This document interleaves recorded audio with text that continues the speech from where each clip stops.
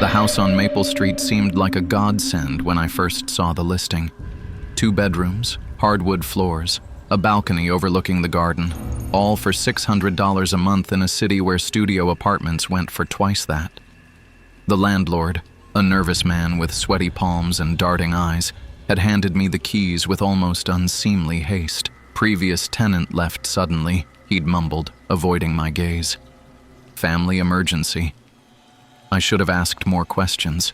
Should have wondered why the rent was so low, why he seemed so eager to get me signed and moved in. But I was desperate, fresh out of college with student loans breathing down my neck like hungry wolves.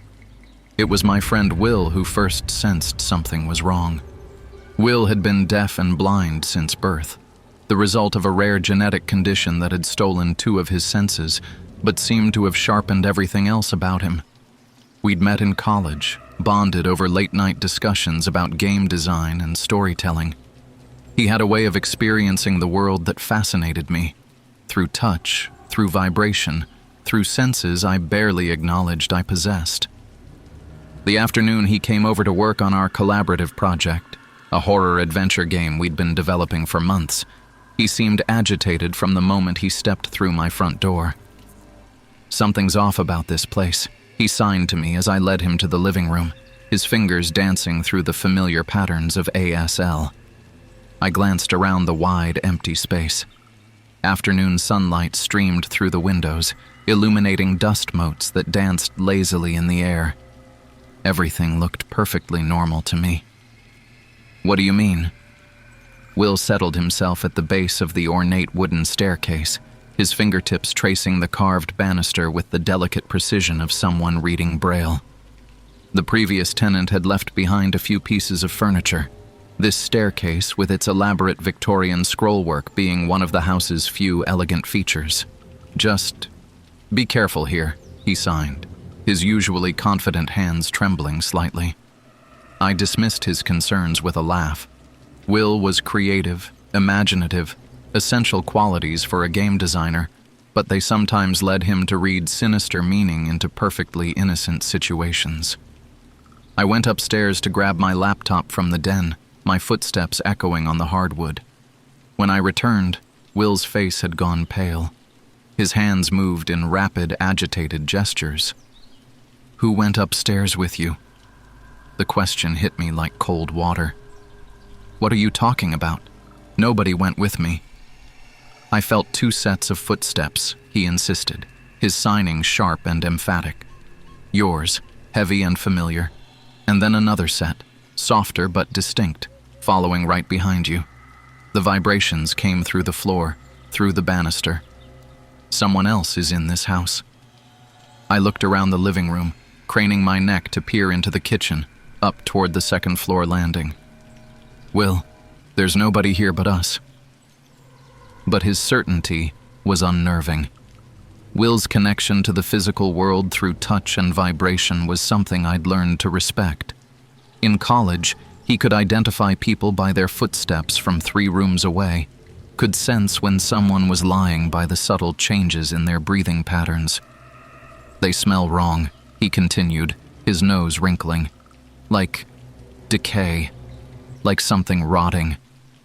A chill ran down my spine despite the warm afternoon. "Maybe the trash needs to go out." "This isn't garbage." His hands cut through the air dismissively.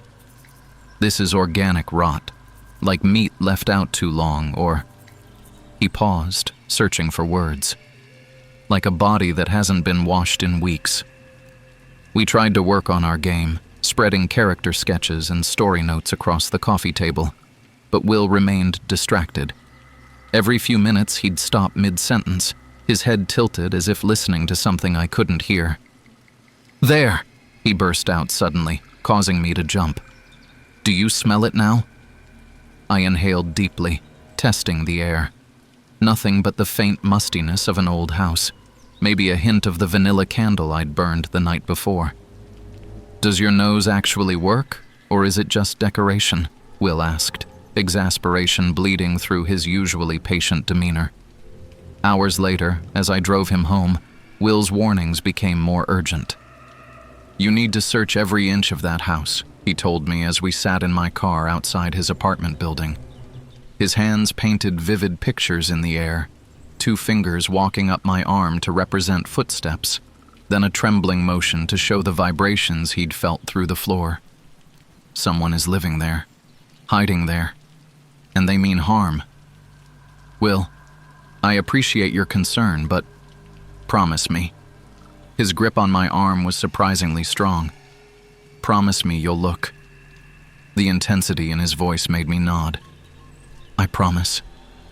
Be careful. He signed one final time, his movements slow and deliberate, weighted with meaning. Whatever's in there, it's not alive. That night, I conducted the most thorough search of my life. I looked under beds, in closets, behind the furnace in the basement.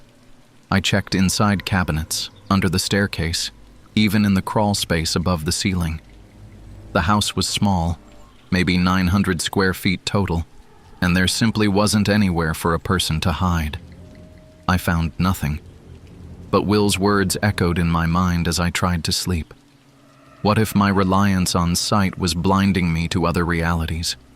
What if there were aspects of the world that only became apparent when you stopped looking and started truly sensing? The next evening, I found myself standing in my kitchen with a thick scarf tied around my eyes. It felt ridiculous at first. I fumbled around like a child playing blind man's bluff, bumping into counters and nearly dropping a glass as I tried to fill it with water from the sink. But gradually, something shifted. Without the constant input from my eyes, my other senses seemed to awaken. I could hear things I'd never noticed. The subtle settling of the house, the whisper of air moving through the vents, the almost inaudible hum of electricity in the walls. I could feel the way sound moved through the space, mapping the rooms through echo and vibration. And then I sensed it. A presence, unmistakable and undeniable. The feeling started as a prickle at the base of my skull, a primitive alarm that made every hair on my body stand on end. Something was behind me, close behind me. I could feel its attention like weight on my shoulders, could sense its malevolent focus boring into the back of my neck. My hands shook as I reached for the blindfold, tearing it away and spinning around. The kitchen was empty, but the feeling lingered, that certainty that I was not alone. And now I could smell it too, just as Will had described. The putrid sweetness of decay, so faint it was almost subliminal, wafting through the air like a whispered threat. I followed the scent, blindfold back in place, my fingers trailing along the walls for guidance. The smell led me toward the staircase, growing stronger with each step. But halfway up, I heard it. The soft thud of footsteps behind mine, perfectly timed to follow my movements. I froze, my heart hammering against my ribs. Thud. The sound came again, one beat after I'd stopped moving. Someone, something, was mimicking my movements, staying just behind me on the stairs. I could feel breath on the back of my neck, cold breath that smelled like an open grave. This time, when I tore off the blindfold and spun around, I expected to see nothing. But for just a split second, I thought I glimpsed something. A shadow that moved independently of any light source, a distortion in the air like heat waves rising from summer asphalt. Then it was gone, and I was alone on the staircase, my legs trembling so badly I had to grip the banister to keep from falling. Sleep became impossible. I lay in bed staring at the ceiling, every creak and whisper of the house making me flinch. Around 3 a.m, exhaustion finally began to claim me, my eyelids growing heavy despite my terror. I woke up standing on the stairs. Sleepwalking wasn't unusual for me. I'd done it occasionally since childhood, usually during times of stress. But something felt different this time. I was halfway up the staircase, my hand stretched out in front of me as if I was being led. And I was. Ice-cold fingers were wrapped around my wrist, guiding me upward with gentle but insistent pressure. The touch burned like frostbite, but I found I couldn't pull away. My body moved without my conscious control, one foot following another up the wooden steps. The smell of decay was overwhelming now, so thick I could taste it coating my tongue. In my half-sleeping state, I could see him clearly, the thing that shared my house. He was tall and gaunt, his skin the color of old parchment, hanging in loose folds where the flesh had begun to rot away. His eyes were hollow pits that seemed to draw light into them and devour it. When he smiled, I could see that his teeth had gone black. He led me across the landing to the spare bedroom, a room I rarely entered. The door stood open, though I was certain I'd closed it before bed. Inside, moonlight streamed through the balcony doors, casting everything in silver and shadow. The dead man's grip tightened on my wrist as he pulled me toward those doors, toward the balcony that overlooked the garden 20 feet below. Terror cut through the dreamy haze of sleepwalking like a knife through silk. I yanked my hand back, the sudden movement tearing me fully awake, and stumbled backward into the wall. My fumbling fingers found the light switch. The room was empty. The balcony doors were closed and locked, just as I'd left them. But on the glass, pressed against the inside surface, was the perfect outline of a hand, fingers spread wide, palm flat, as if something had been pushing against the door from within. I spent the rest of the night researching the house's history, my laptop glowing in the darkness as I scrolled through property records and old newspaper archives. What I found made my blood turn to ice water in my veins. The previous tenant, Marcus Chen, had been found hanging from the balcony railing 3 months ago. Before him, there had been Elena Vasquez, who'd lasted only 6 weeks before taking her own life in the same location. Before her, an elderly man named Harold Webb, who'd been discovered by his daughter, suspended from a makeshift noose tied to the balcony's wrought iron bars. The pattern went back decades, tenant after tenant, all meeting the same fate, all found hanging from that balcony. Their deaths ruled suicides despite having no prior history of mental illness or depression. The landlord had been clever, spacing out the rentals, using different property management companies, ensuring that no one looked too closely at the pattern. After all, who believes in ghosts in the 21st century? Who would suspect that a house itself could be hungry for death? But I knew now what Will had sensed from the moment he'd stepped through my door. The thing that lived here wasn't content to simply share the space. It was a collector of souls, a predator that fed on despair and guided its victims to their doom with cold, patient hands. Every night since that discovery, I've felt those fingers wrapping around my wrist as sleep takes me. Every night, the dead man tries to lead me to the balcony, his grip growing stronger, more insistent. I've installed double bolts on those doors, moved a heavy bookcase to barricade them, even nailed boards across the frame. But I know these measures are temporary. He's patient. He has all the time in the world, and I can't stay awake forever.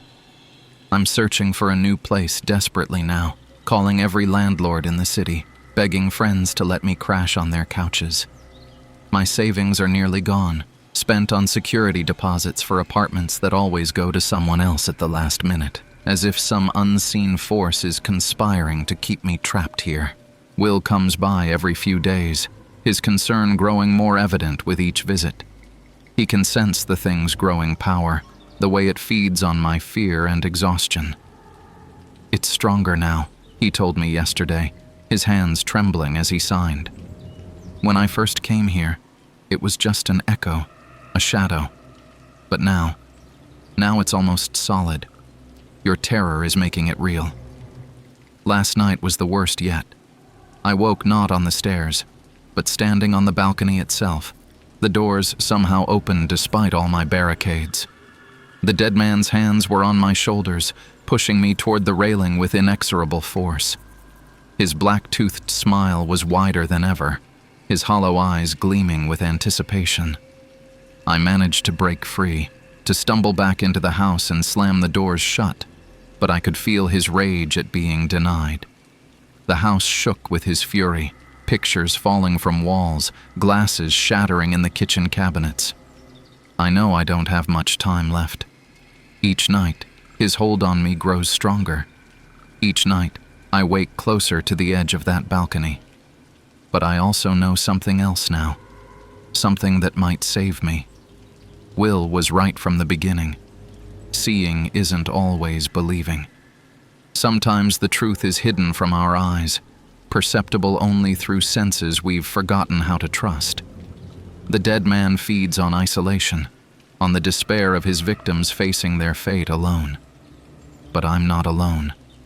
I have Will, whose blindness has become a gift, whose other senses can perceive what my eyes cannot. Tonight, when the cold fingers come for me, I'll be ready. Will is staying over, sleeping in the living room below. The moment I feel that icy touch, I'll signal him. Together, we'll face the thing that haunts this house. I don't know if we can destroy it, but maybe, just maybe, we can escape its influence long enough for me to get out of here alive. The sun is setting now, and I can already feel the temperature dropping, that familiar chill that signals his awakening. Soon, those dead fingers will reach for me again. But this time, I won't be walking to that balcony alone.